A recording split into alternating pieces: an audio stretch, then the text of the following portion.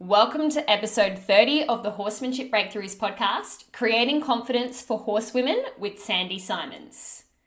Now, I put it out to my Horsemanship Fundamentals Academy students who they would like to hear on the Horsemanship Breakthroughs podcast, and someone suggested Sandi Simons. And I'd heard a little bit about her because someone local to me hosts clinics with Sandi. So I did a little bit more research and found out a bit about her and thought, yes, that would be amazing. It would be amazing to have Sandi on the podcast. And so I arranged it, and I'm really excited to share this episode with you. It's interesting because whenever I start an interview with a horse person, I have a rough idea. You guys know that I have these questions that I like to ask everyone, but you never really know exactly where the conversation is going to go. And we got quite deep with Sandi, and there's a lot of brilliant messages within this episode. So I know you're really gonna like it, but before we dive in, let's talk about who Sandi is. So Sandi is a mother of 5, a wife, a businesswoman, a horse trainer, and an international horse presenter. Sandi travels Australia-wide to present 2-day clinics or camps and appears as a guest presenter at Australia's major Horse Expos. Sandi has now helped thousands of women all over the world with her unique Creating Confidence program to regain their confidence to get back in the saddle whilst enjoying a safe and harmonious relationship with their horses. Sandi's insightful, compassionate nature makes her a truly unique coach who is now providing a training system that has been sadly lacking for those that have struggles within the equine world. Sandi believes that everyone has the capacity within themselves to do more and go further than they ever thought possible. Sandi offers all ladies that have lost their confidence the help, encouragement, and support they need to ensure that their journey with riding can become easier, enjoyable, and more fulfilling.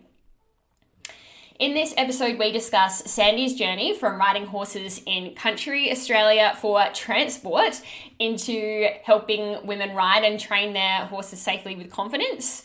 We talk about Sandi's own personal struggle with fear and a lack of confidence riding horses after becoming a mother, which I know a lot of people go through the same sort of journey. So I think it's going to be really relatable, some of the things she talks about in today's episode. We talk about how to choose the right horse for you, including the non-negotiable factors, the relationship between trust and predictability when training horses, why Sandi doesn't compete and why you don't have to either if you don't want, how ego can be destructive when it comes to competing horses, how your lack of confidence can actually help you make good decisions around horses, and should we feel the fear and do it anyway? We talk about Sandi's really cool book analogy. You guys know that I love my analogies when it comes to training humans and humans learning about horses. So I really think you're going to like this book analogy that she uses. We talk about wild versus domesticated horses in training, the physical, mental, and spiritual aspects of a horse, dealing with negative feedback and judgment in the horse industry, which we all have to face at some stage. And we talk about so much more. So let's dive into the episode. Welcome to the Horsemanship Breakthroughs podcast, a source for riding and training insights with the goal of helping your horse be a light, happy, and willing partner. I'm your host, Amalia Dempsey, a mainstream equestrian rider who discovered natural horsemanship and equine learning theory, and now I help riders like you achieve connection and communication with your horse so you can have more fun and fulfillment whilst prioritizing the partnership. Get more learning resources, including my free connection and communication mini course at amaliadempsey.com. Click the follow button so you don't miss an episode, and if you're enjoying the podcast, please leave me a rating and review or screenshot this episode and share on social media. I hope you enjoy the show. Welcome, Sandi Simons, to the Horsemanship Breakthroughs podcast. Thank you so much for being here today. Thank you for having me. Let's get started. To start off the podcast, I really like to get an idea of horse people's background. So can you tell us about your horsemanship journey to date, when you got into horses and what has led to where you are today? Oh, sure. So obviously I rode as a child. They were kind of my transport back then. I lived up in the country in Rochester in Victoria. So horses were just part of life and how we got around. So that's kind of where it started. And then, I got married, had a family, and throughout that journey, I've kept with horses purely for my soul. And then the world of horsemanship started to open up, obviously, and that pricked my interest. I have a curious nature, so anyone and everyone that would, pop up, I would study and watch and go and see. And it's kind of throughout that journey that I ended up with Equitana, that I've been with them now about 24 years. So Equitana obviously is the place to go to learn. So I kind of enveloped myself with anyone and everyone that had something to offer, and I studied as much as I can, and then brought it back, basically into what I do today. So that's kind of how it all evolved. Amazing. So it sounds like through looking at what other trainers did and staying curious and developing your own style, people started asking you for lessons, and then you started teaching and then giving clinics. Or had you always taught horsemanship and training? No, absolutely not. I just use the horses for my own soul, obviously. It was after having children that I just naturally went through that journey of losing my confidence, because you're, all of a sudden you're responsible for other people. And it was through that journey that kind of my career got born. It sort of birthed itself. I was sharing, with friends and colleagues and anyone that would listen at the time, actually, about, having my fear with riding. And I really struggled. With it. And I kind of felt like it was changing me as a person. I was losing myself. And that's kind of how my career got born. I would ride with a few women and, say to them, this is how I'm feeling. And I was quite open about it.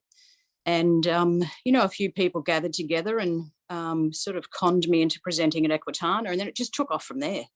It wasn't an idea or a concept I had. It was a feeling that I had that other women were connecting to. So that's kind of how it got born. Yeah, wow. I think that's very relatable, because I know that a lot of women, when they become mums, suddenly somehow their confidence drops. So yeah, I think that's something that a lot of people need help with. And with this confidence building, I know you've got your creating confidence system. Would you say that is a core theme in your training approach now, or how would you summarize your training approach or philosophy with horses and riders? Well, it's all throughout my philosophy. Now everything is based off being a nervous rider, and what I've done with my training was I brought in a lot of safety techniques. And once I got them in place, even for myself, then I found I was doing more. And then I started to create some confidence building exercises. And then, of course, out of that came the whole question, are you riding the right horse? Are you riding with the right people? Do you have the right gear? So everything sort of, panned out from there. And then I started to realize it had a lot of psychology about it. So I got really interested in that and why women, get to a point in their life, either after having children or having a bad horse riding accident or losing themselves in their career for a while. I really got interested in why does this happen to women? Because I've seen, throughout my whole life, it doesn't really happen to men. There is a minority, but not a majority. But with women, it seems to be a majority. So I looked at the psychology of it and how and why we get lost. And then, of course, the horses in our life, especially women, is the one time in our life that we are actually selfish, because women aren't really selfish by nature. So when we actually do give ourselves permission to have that and it doesn't go right, it's quite devastating. It's actually quite devastating, because it's the only time we allow ourselves to be selfish and have something for ourselves. So it has a compounded effect, on us emotionally. So I picked up on that and then studied that and then added that into my philosophy, and it just took off. And it just, booked 12 months ahead now, and it's just crazy, but I love it. I absolutely love it.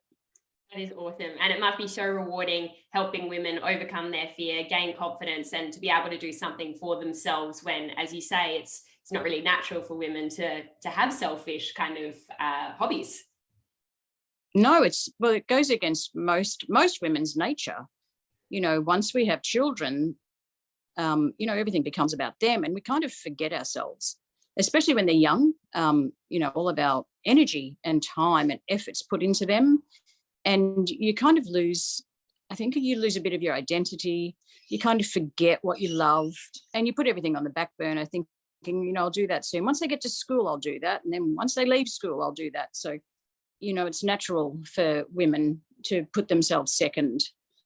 I'm proud of women that don't. I'm really proud of women that don't. But there is a lot of us that just get overwhelmed, with raising families and running households. And a lot of women now work as well as doing children and households. So, it's a bit of it's a really complex situation to get into. Yeah. But what is important is when we do spend time with our horses, that it is fulfilling and joyful and rewarding, not dangerous or scary or your anxiety lifts all the time.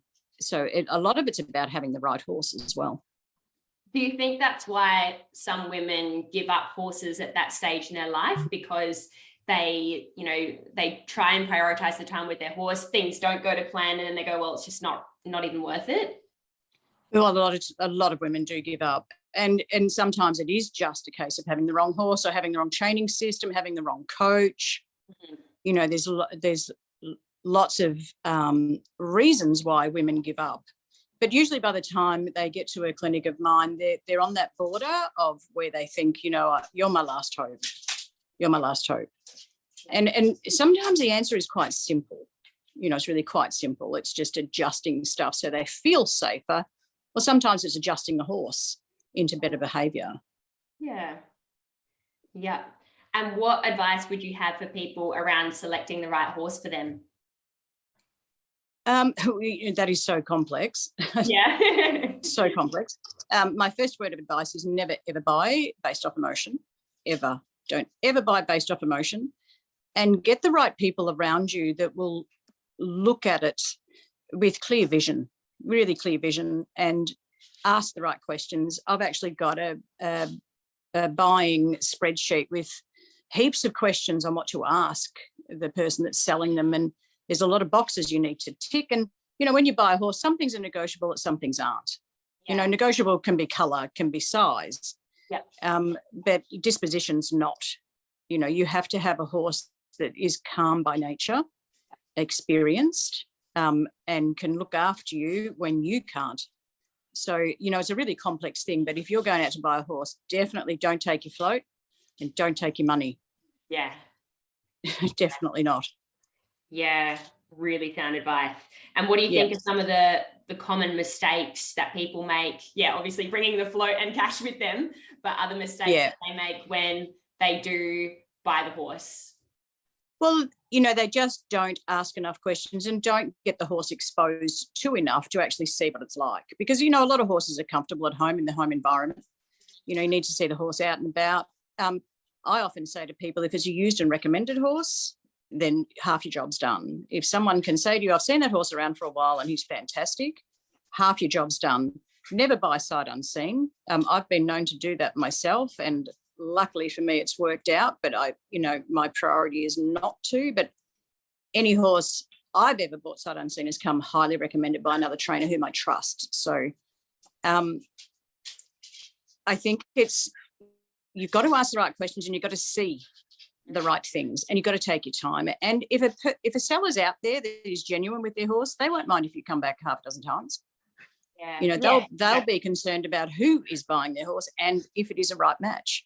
Yes, absolutely. Yeah. So what about those people who feel like they might be listening and going, oh, I feel like I've got the wrong horse. Like, should I try and get lessons and solve the issues, or should I sell the horse and buy something that's perhaps more appropriate? What's your advice around that? If you do end up with the wrong horse, again, there's such a variation of that. What is wrong? Yeah. What I do know with most women that come to my clinics, if they've had a fall off the horse, if the horse has hurt them, then their trust is broken. Yep. And it doesn't matter what they do, they will still always ride the horse expecting that. And most of the time they'll carry some PTSD about it. So if you've got a horse that you think is wrong and you have had a fall off it, then it is wrong. It's just part and parcel of it. You need to move on to something that you don't have a history with But there also could be, women, I have a lot of women that come here and say, well, he's just not relaxed enough, or, he doesn't feel all that safe to ride, or I don't feel like he's listening to me. All that stuff's negotiable. That's just applying more training and getting the horse to think with you. That's where I do a lot of liberty training, so that we get a connection and trust and relationship with the horse. And then that obviously feeds over into your riding and your groundwork.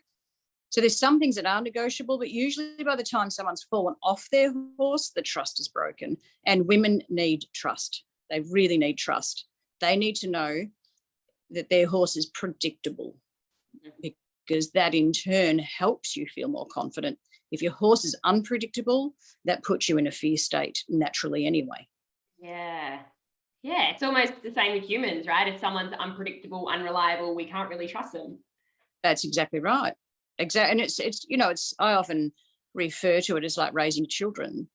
There's some things that you might let go by, but there's other things that you just have to stand up for yourself and say, I've asked you to do that, and I've asked you too many times. I'm now going to tell you to do it. Yeah. And that can sometimes come into your horse training. Yeah. What sort of things do you think are non-negotiable when it comes to training horses? Bucking, bolting, and rearing. Yeah. They're not negotiables. Yeah. Yep. Usually what I find with nervous riders is spooky horses, because they have a higher level of anxiety. They're tense more often.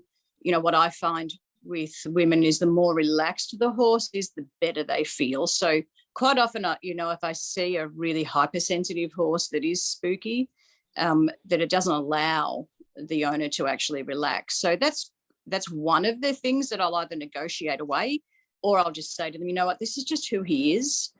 There's no excuse for spooking. That comes down to your training, but your horse is just hypersensitive. That's just who he is by nature.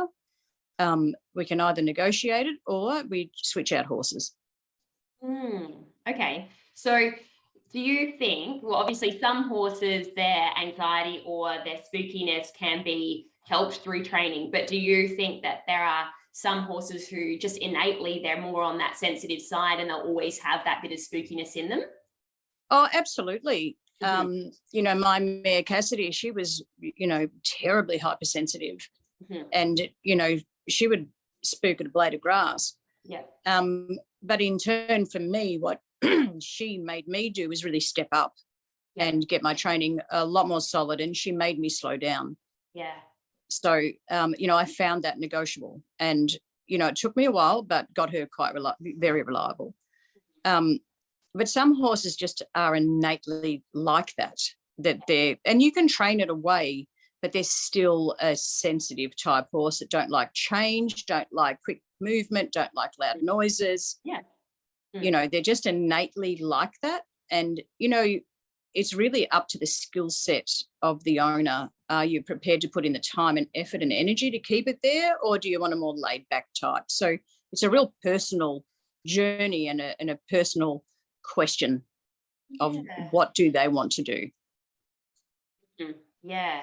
And again, I think it's sort of like humans, some are just naturally more anxious, more on edge. And yes, you can do things to help that, but that's going to always be a part of their personality. So yeah, it's like you say, I think those horses can still have a good life with someone who is willing to put in the work, but perhaps more suited to someone who's open to that and confident with that type of horse. Oh, absolutely. And, we're all busy in life. Everyone is busy. They've either got careers, jobs, families, we're all busy. And unless you're a professional horse trainer that can get to them every day, a lot of us are weekend warriors. So, a hypersensitive horse, needs that connection every day, needs to be trained every day, or at least 3 days a week. And sometimes our lifestyle just can't fit the horse.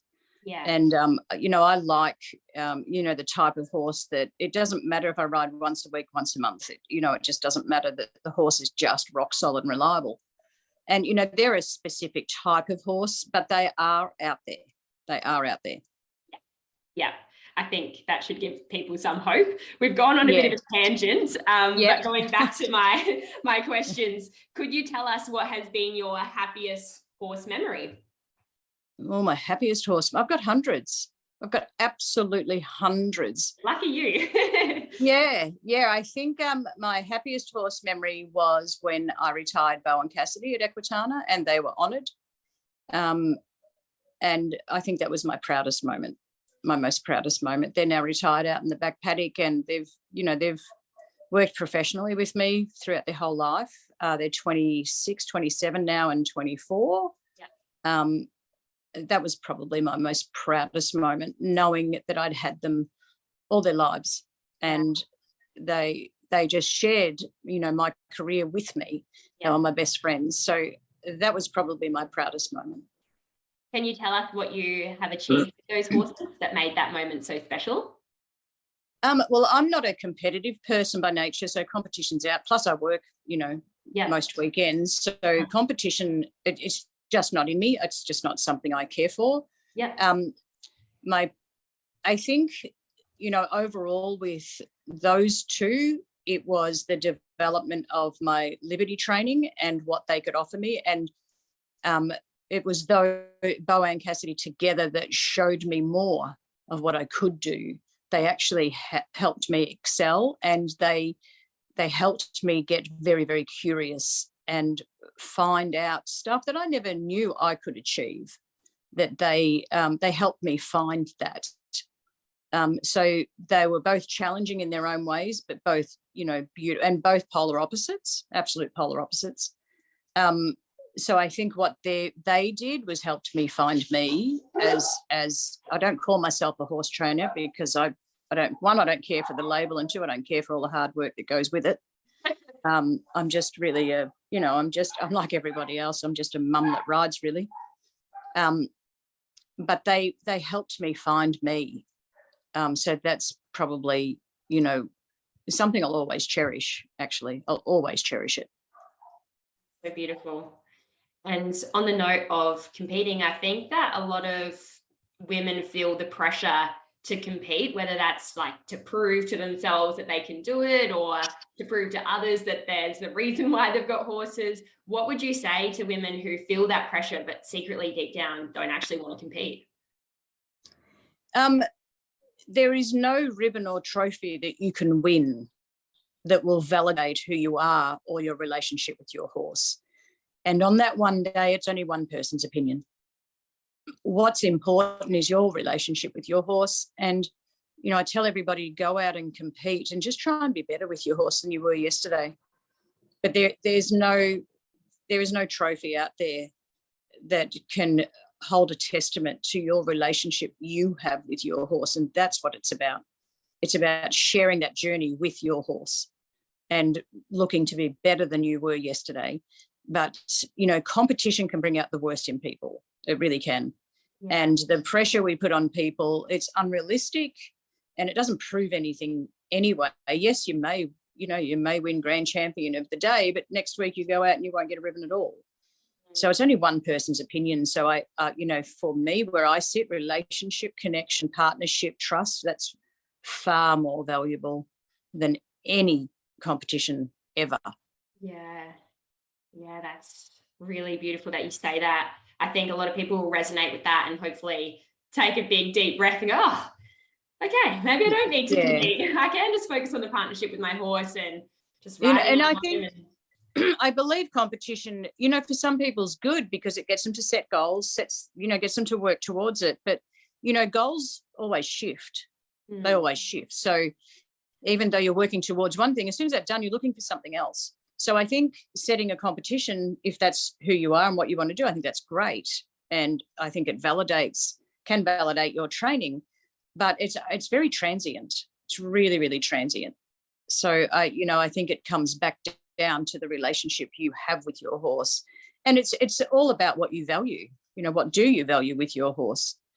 Is it the relationship and partnership that you have, or is it winning the best of the best that you can? I think competition can bring out the worst in people. And that's really sad, because the horse is the star. That's who the star is of that competition. It's the horse. It's not the human. Yeah. And I think if you're the sort of person who wants to compete. The real art in that would be competing without letting your ego take over, without letting that pressure change the way you are with your horse, and really still focusing on that partnership. I think that would be a really awesome way to compete. That's my goal anyway. Yeah. And I just think that ego can be very, very destructive. And unfortunately, a lot of people that are out there in the competition arena that do have it unaware of how bad it is or how it can get out of control. And I find that quite sad, really. Ego doesn't serve anything, and we all need some form of ego, whether it's inferior or superior ego. We need some form of it, but it needs to be in check. And unfortunately, ego is driven by validation of others. And you will not ever be liked by everybody or every judge. That's just the way it is. And you've got to be content to walk away in those bad competitions where things didn't go right or you didn't win, and still be grateful that your horse is with you. And ego can sometimes take that away, and that's the part of competition I don't like. And I don't, ego can be really, really destructive, and I don't like seeing it. What does it, like when you talk about ego being destructive, what does it manifest as? Like, what do you see that doing in a competition environment or in any environment? What can it turn into? When people, run in high ego, they put themselves first and the horse second. Yeah. And that's not fair. The horse is out there doing his very best with the information given to him at that time.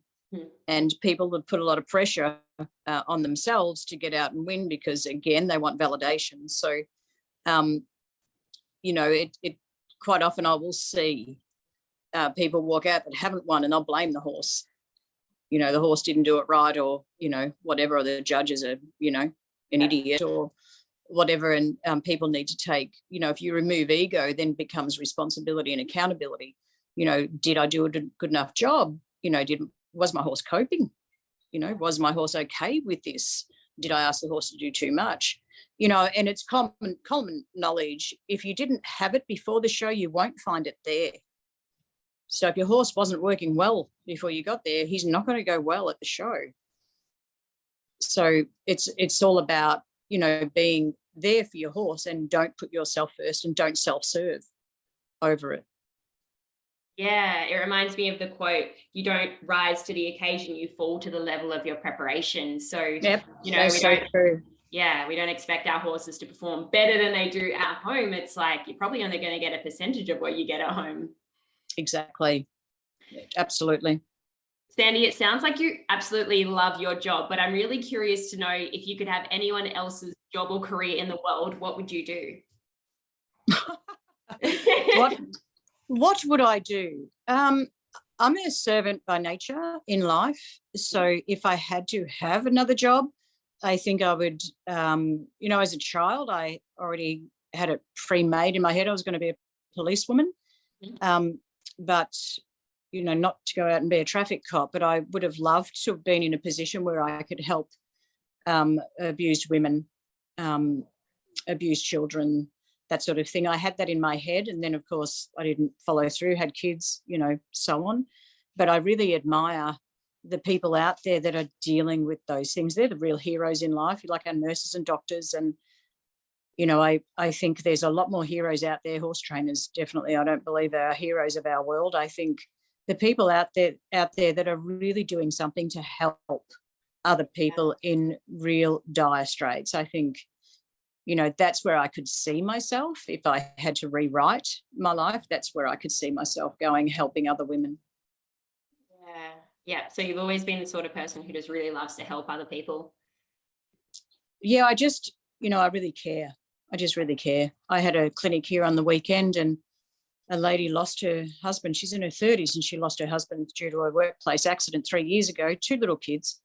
And she hasn't ridden since then because that was their journey with her husband. And I got her out on my horse, and she cried most of the afternoon riding the horse. But she walked away and she said, it's the best day I've had since I lost my husband. And I'm like, that's what life's about. This is real. This is what it's meant to be. I put her on a safe horse, safe environment, nurtured her, and she couldn't have hugged me enough when she left. Most beautiful woman, and she was just lost in her grief. God bless. Yeah. Tears in my eyes as well. Yeah, but that's real stuff. That's real stuff. I had a lady about 15, 20 years ago come to a clinic, and, I met her at the clinic. She was just a fence sitter, lovely woman, but I took the time to talk and get to know her. And a week later, I got a letter off her, and she said, "You've saved my life." Wow. She said that day leaving the clinic, I had planned to drive into a tree.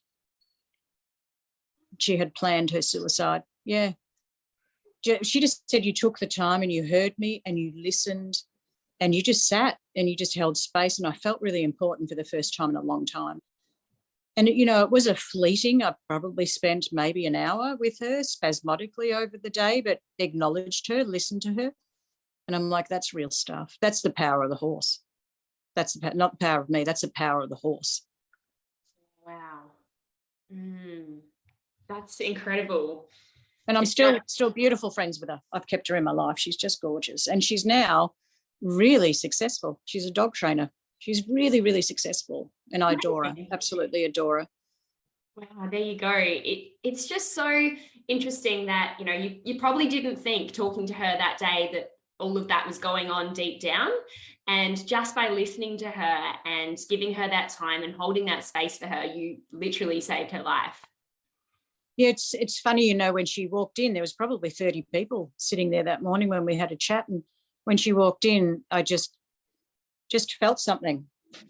Felt something. Yeah. What was it that you felt?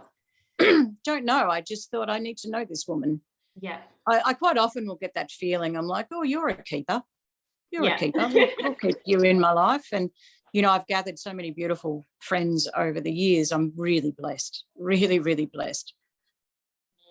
I love it. You just never really know what battles people are going through. We only see that surface level. We make snap judgments, but everyone really is going through their own battles that we have no idea about. Absolutely. Absolutely. And we've always got to be conscious of that. Always got to be conscious of that. Yeah. Never, ever form judgment, never criticize, just sit and let people be. Just sit. Sometimes all women need is just for you to sit with them and just chat about anything. They just, I think, through our clinics, a lot of people will say to me, I felt very safe. I felt emotionally very safe. And, that's an absolute blessing for women to do that, because, some days life sucks. Yeah.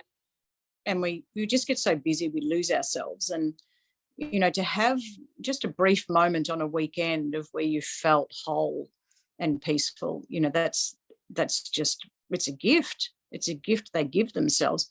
And I always say to women, I'm in awe of you, because you've packed your horse up, you've driven the float, you've got here all on your own. You don't know where you were going. You didn't know who I am. Yeah. You didn't know what was in front of you, but how brave you already are just to get here. Yeah. And when they think about it like that, they start getting proud of themselves. They're like, oh yeah, I did. That's really cool. Yeah. Yeah. And then they start to see themselves again, and it's wonderful.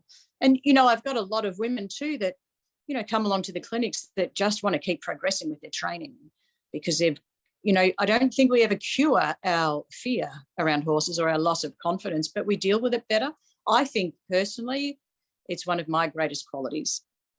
And I don't care to get rid of my fear or my loss of confidence, because it helps me make really good decisions. And I don't feel at any stage I need to go out and prove anything to anybody. I just want to ride safely. That's all I want, just to ride safely and walk away. As soon as we lose our confidence, we immediately lose our joy. Yeah. So to come back after a lovely, safe ride, having a really good time, I feel joyful, and that's what fills my soul, and it makes me want to do it again.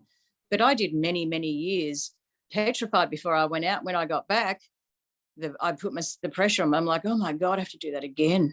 Oh no. So I was learning to dislike it because I'd lost my joy in it. Wow. Yeah. That's so interesting. Yeah. I think, you're right, because if people aren't feeling confident, then they can't enjoy themselves. They're just spending the whole time making themselves do things that they're actually fearful of doing. Yeah. And, I I often say to everybody, it's not a prerequisite in life. You don't have to do it. Yeah. Yeah. You're not made to do this. This is your choice. Yeah. This is your choice. So you don't have to do this. So why are you, even when it's this bad, why are you still doing it? And it always comes back to the love of the horse, and they're good for our souls. And that's what the women keep focused on. They're like, I really, really need this.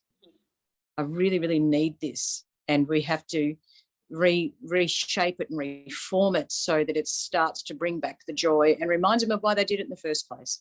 Yeah. Mm-hmm.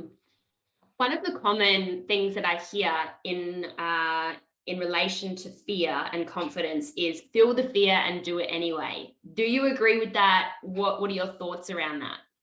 No, I don't believe in that at all. Mm-hmm. And, a lot of people say, if you fall off, get back on. No, I don't believe in that at all. Mm-hmm. If you are frightened, you have to adjust what you're doing, and don't just go and do it. You need to find better strategies, better lesson plans, a better trainer, whatever it is that you need to change what you're doing. Yeah. Don't just say, I've got to suck it up and do it anyway. And a lot of time, when we lose our confidence, we lose belief in our skill. Yeah. We forget that we are actually good around a horse. Yeah. So as soon as you start applying lesson plans that relax the horse and control the horse, then women start to discover their own skill. Yeah. And then you build that. And I say to everybody, don't fight your fear, raise your skill. Yes. Your skill will lower your fear naturally. Raise your skill, get out and learn more. Yeah. But accept that you are nervous around a horse, accept that you're a non-confident rider, and use that to the best of your ability. Yeah. Use that by making better decisions, by doing stuff that is safe. Stop thinking, I have to go on a trail ride. If you don't feel safe, you shouldn't be out in the trail. You need to get back in the arena. If you're not safe in the arena, you need to get back into the round pen. But you've got to go back to a place where you feel safe and the horse is listening, obedient, calm and relaxed. And then you build that from there. But don't jump in the deep end and hope and pray everything goes well. Yeah, so what I'm hearing is that you can kind of use your lack of confidence or your fear as a tool in a way to help you make better decisions. You go, okay, I'm feeling this for a reason. What do I need to do to actually put myself in a safer situation so I can build on my skills, so I can develop more confidence over time? It's not a case of just feeling the fear and hopping on anyway.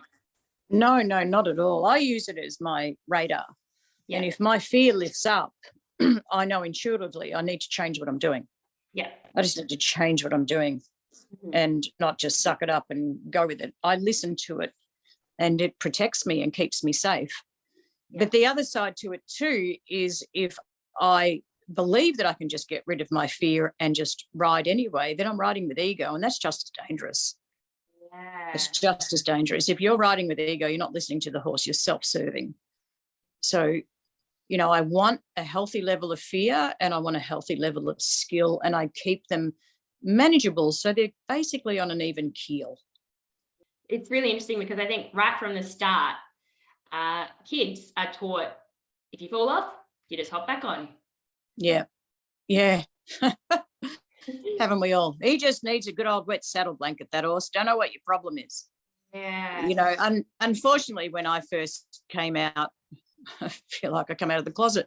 But when I first started to talk about my fear, because it was really out of control, I was humiliated, embarrassed, and it was terrible, the feedback I got from people. And people basically told me I was lesser of a person because I felt like that. But we're talking, 30 years ago, when it just wasn't heard of, wasn't spoken about, wasn't talked about. And that really upset me. I'm like, I've been around horses all my life. I know what I'm doing, but now I'm just too petrified to do it. Yeah. And no one could really understand. And the amount of time people said, just get on and ride the bloody thing. You'll be right. No, that's not the answer. And I paid thousands of dollars and researched everybody, went to different trainers. I just walked away feeling worse, feeling like I was less of a horsewoman because of it. And that really upset me enough to sit down and say, you know what, this is within you. This isn't within other people. No one else can answer this. This is within you. Find the answers within you. And that's what I did. Yeah, and now you help other women go through the same thing. So that's so cool. Yeah. The name of the podcast is Horsemanship Breakthroughs, and you've already sort of told us about a few different turning points in your life. But what would you say has been your biggest horsemanship breakthrough to date? My biggest horsemanship breakthrough. That's a good question. I've got to think about that for a tick. I think was doing the Whaler project with Equitana. We brought in, I ran the competition and found 6 wild whalers from up in the territory and brought them down and gave them to different trainers. Watching how the wild horse responds to humans as opposed to the domesticated horse, that taught me a lot. Not to take, they didn't even know what a water bucket was or a feed bucket or a fence was. Yeah. Seeing how they slowly got domesticated was absolutely amazing. One of the trainers was Damien Judd up in Tamworth, and I know Damien quite well, and went up there and he said to me, Sandy, I'm just having trouble catching him. And of course they're wild and he would bounce off the fence if you went in and cornered him. So I went up there and helped and watched how they caught him. And it took a week. Wow. Without, threatening the horse or having the horse feel like he was trapped. But the transformation, once Damien caught the horse and got his hand on him, that transformation over the next few days was just awe-inspiring. How that horse handed himself over to humankind was one of the most powerful things I think I've ever seen. Oh, that would have been so cool to see. It was, and I'd met these horses from the day of capture. So to see the end result that Damien got on that horse was just outstanding. And the relationship and partnership was so much deeper than what I had experienced with domesticated horse. It was amazing. Why do you think the relationship was deeper with the wild horse versus the domesticated horse? What do you think? Because the wild horse had no pre-written data. Yeah. They did not know who humans were. Mm-hmm. In any way, shape or form, apart from being caught, loaded on a truck. When I say caught, yarded, loaded onto a cattle truck and dropped off, to the trainers. And this horse had absolutely no pre-written data. Mm-hmm. So, when I watched Damien present himself to the horse as to who he was, the horse just melted, absolutely melted. His name was Rupert. I'll never forget him. What an amazing, it was absolutely beautiful to watch. And I'm sure I'll probably never see that again in my life, but I really treasure it. Yeah, that would have been an awesome moment. Yeah, it was. What do you think makes a happy horse? Well, I think there's, a couple of components to a horse that we need to pay attention to. One is physically, obviously. We need to keep check that they're in good health from the inside out, not from the outside in. The other one is emotionally, to make sure that the horse doesn't hold anxiety, hold tension or anger, just to make sure that the horse is on a level playing field emotionally. And the other one is spiritually. When I say spiritually, you can walk out in the paddock to get your horse and before you even get near them that they're unwell. You just get a sign. There's something that just tells you, what, my horse isn't well. That's what I mean by spiritually. You can feel how they are. And they're the 3 things that I really pay attention to. Are they emotionally intact to where under pressure they're okay and they cope and they trust and they think logically? They're not a scatterbrain. They don't overreact or underreact where they're too dull. So emotionally is really important to where I like to say they're happy. I'm starting my young 3-year-old Morgan at the moment, and he's probably one of the happiest horses I've ever met. And every time I apply a new lesson plan, he's like, yep, got it, we're good, no worries. And he tells me the next day, no, I've learnt that, we're good. And he's really happy. spiritually, I think, is just as important, meaning that the horse is happy in his environment. He's happy with his friends around him. He doesn't feel isolated, because we've domesticated them, and horses can get depressed. I've seen it and I've felt it. So to have them in an environment where they find their own joy and they're quite peaceful is really important. And of course, physically, we all want that. And, that's our responsibility. They've got to be fed well, looked after well. And, we rug horses now, they're in confined areas, stabling horses, that's just not who they're meant to be. So we disrupt that.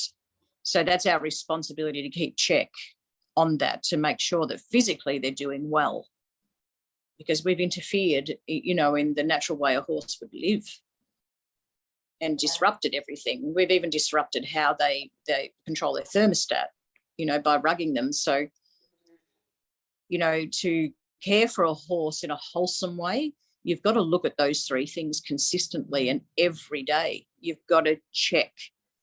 And a lot of it's just about feel. You walk out into that paddock and everything feels good. Okay, we're good today. And it's just and through training as well, you've got to pay attention that you're not overloading them.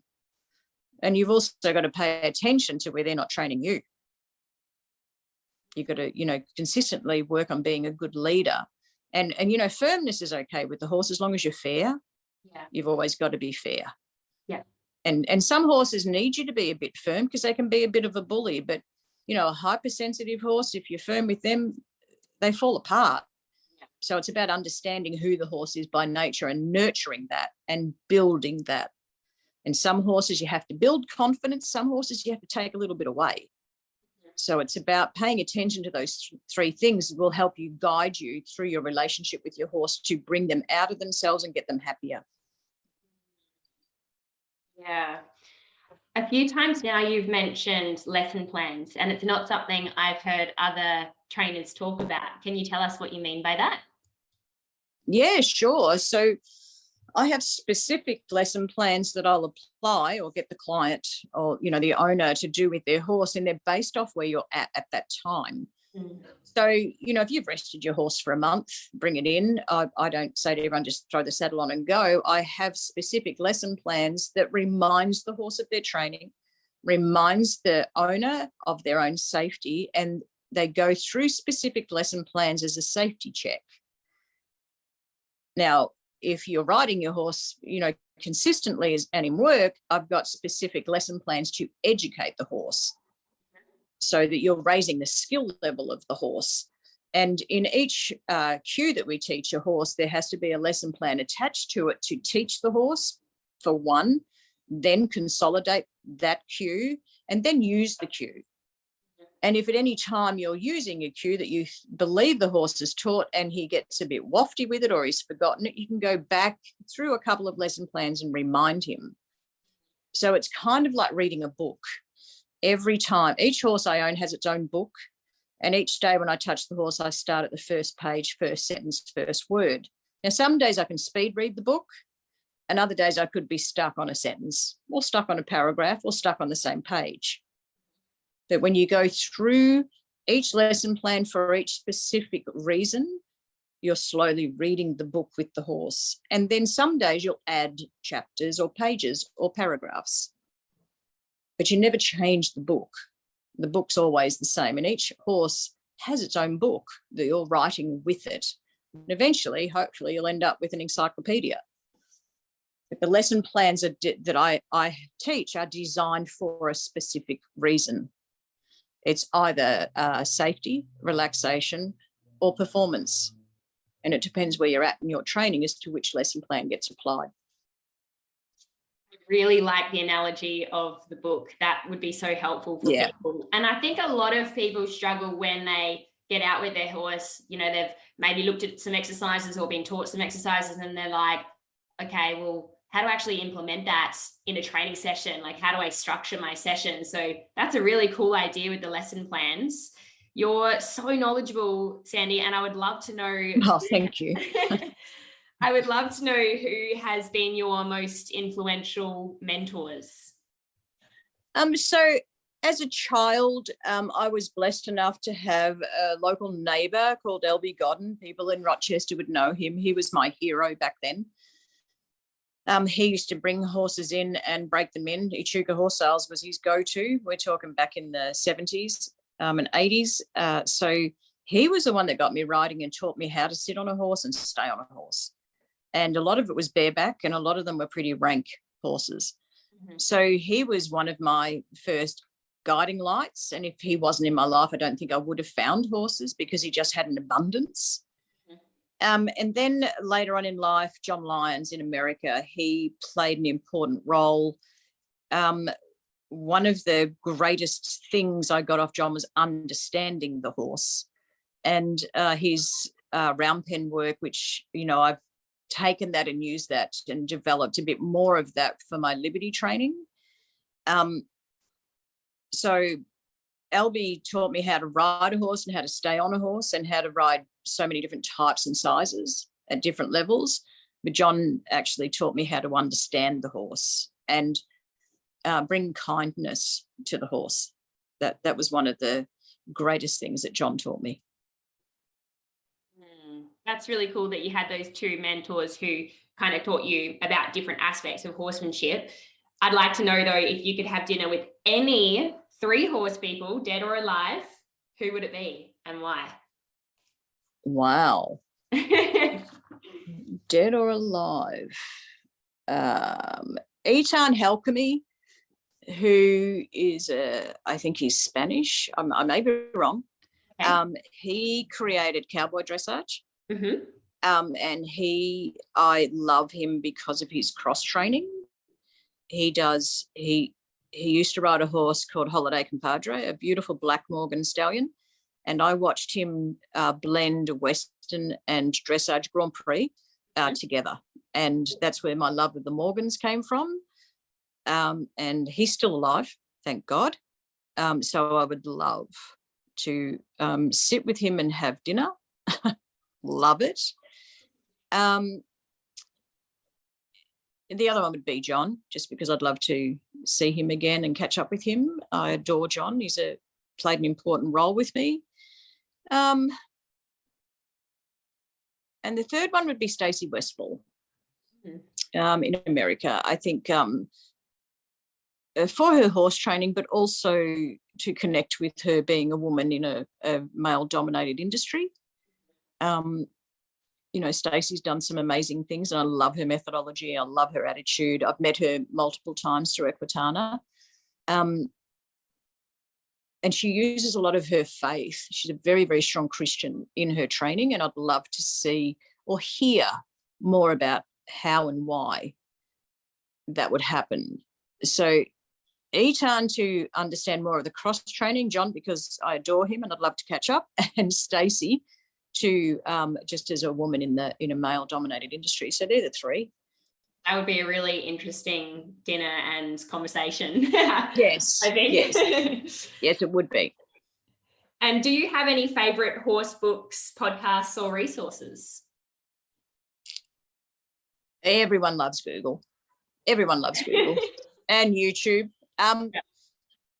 So no, not really. Not really. Isn't that interesting? I think I own every book that was ever printed on horses, and I think I own every DVD that was ever put out on horses. Yeah. No, not really. I'm the sort of learner that has to go and see it, touch it, feel it, do it. That's the kind of person I am. I've never been, I love reading, but I don't do a lot of it, but I can't learn by reading. Yeah. That's just not my nature. Yeah. I learn from the horse more so than anywhere else. Mm-hmm. So going out, seeing, touching and doing is how I learn, rather than watching or reading. Most of the time I pass out when I read. I fall asleep. I just fall asleep. I've just never been able to retain, I was never really good at school because a lot of it was about reading. I just was disinterested in reading to learn. I like reading as a good novel. That's different. But to read to learn, it never connected with me. I actually have to go out, see, do and touch and feel. That's how I learn. And I think even if you are someone who does learn from reading or watching, you still need to actually go out and apply that and practice and have that experience, because we all know you can't learn how to ride or train a horse just by doing the reading part. Like you actually have to put the hours in. Yeah, exactly. And I've, I've published a fair few training books, and I've got training DVDs and online school, that sort of thing. And I say to everyone, good luck, good luck, because it never worked for me, but they say it works for them. So, I think everyone's different in how they learn, but I'm a very tactile learner, have always been a tactile learner. Yeah. I think, like I said, I think it's really important that people have that hands-on learning experience. What advice would you give a 12-year-old aspiring to be like you? First of all, you're not going to be a millionaire. That's written in stone. Mainly, really just follow your dreams. If it's inside of you and you can't see yourself doing anything else, and go out and do it. Go out and do it, and always keep an open mind and don't be judgmental. Keep an open mind and don't be judgmental. Everybody has something to offer you. And I'm always of the opinion, if I create an opinion of someone, then I need to prove myself to be better. And I don't care for that. I don't care to prove anything to anybody. So, don't form judgment. Don't criticize others. People are doing the very best they can at that time. I really believe that kindness has got lost in the horse industry. That's why I like Equitana, because it brings everybody together. And we, especially being a woman in the male dominant industry, I've had more criticism put on me, more judgments put on me. You're not out there winning. You're not out there. I don't plaster myself on Facebook riding. I don't care for it. I just don't care for it. It's not what I value. So you have to have a bit of a shield of armor to go out there in the horse industry and let those comments roll off your back. You just got to let them roll off your back and know that you're doing your very best. So follow your dreams. Get the right people around you to help you, but follow your dreams. Yeah, I think there is a lot of judgment in the horse industry in general, and maybe just in general in terms of social media has made it easier for people to speak freely about their judgments and their opinions about things that they don't like. So how do you deal with negative feedback or judgment in the horse industry? And what would you say to others who are maybe struggling with that? I always say to myself, for me to listen to an opinion, first I must care. Yeah. So I love opinions, but I love them to come from people that I trust and that I know have got my best interest. And, I've been judged and criticised throughout my whole career, and, 99.9% of the time, I don't know those people. They don't know me. Yeah.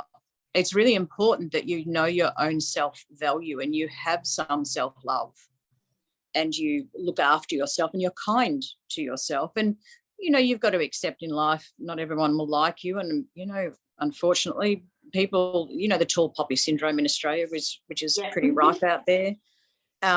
What I can control in my life is what I do and what I give.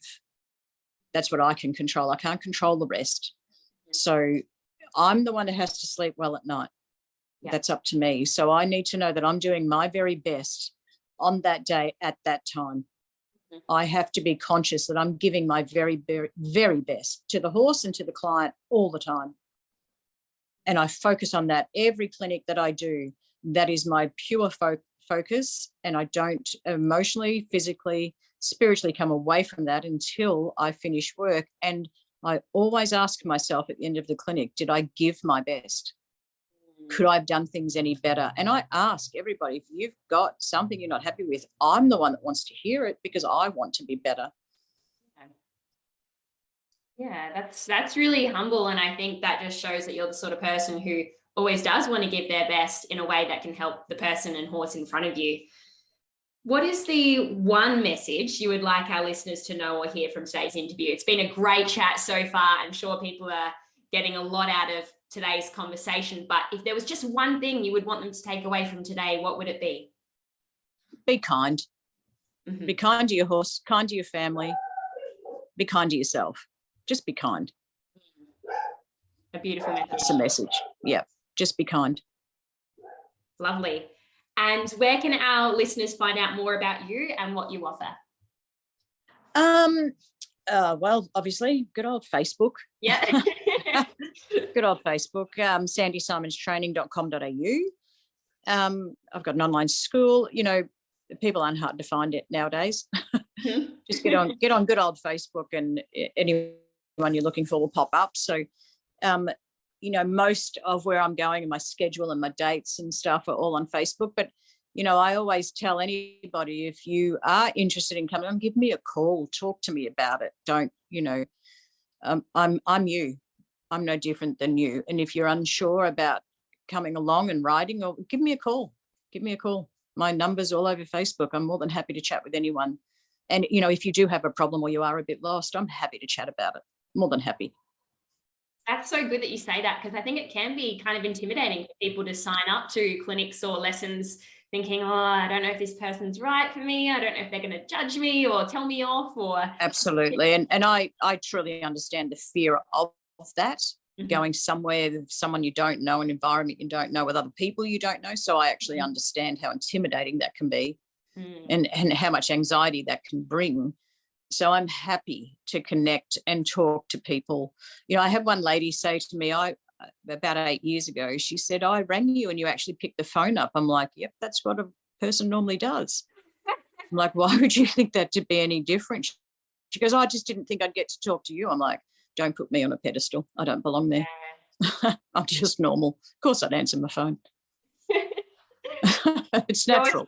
You're so humble and modest, Sandi. I love it. And I absolutely love the conversation that we've had today, speaking about all things women, confidence, horse training, safety, fear. It's been a great conversation. Thank you again for coming onto the podcast. I hope to connect with you again in the future. I would love that. And thank you so much for thinking of me and asking me. I was quite chuffed. Oh, no, it's been an absolute honour to have you here. So thanks again. Thanks so much.